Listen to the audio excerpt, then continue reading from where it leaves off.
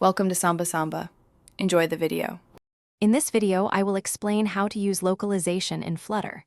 We'll explore how to adapt your application for diverse languages and regions, ensuring a global reach. This involves more than just translating text. It also covers formatting dates, numbers, and currencies correctly for different locales.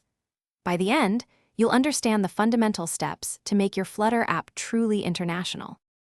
To begin, you'll need to add the Flutter localizations package to your PubSpec YAML file, which is crucial for core localization services. Next, configure your Material app or Cupertino app by setting up localizations delegates and specifying all your supported locales.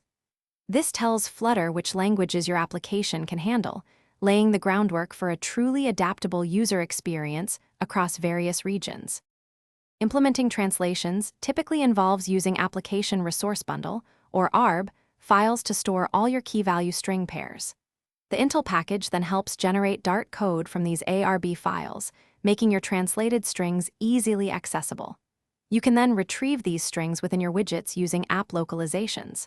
Of context. Your string key, ensuring your user interface speaks the user's language seamlessly. Beyond basic text translation, Flutter localization allows for advanced features. You can handle complex plural forms, ensuring correct grammar for quantities like one item versus two items. It also supports gender-specific translations and locale-specific formatting for numbers and dates. Furthermore, consider implementing right-to-left language support, which involves adjusting layout and text direction for languages such as Arabic or Hebrew, enhancing accessibility for a broader audience. Thanks for watching.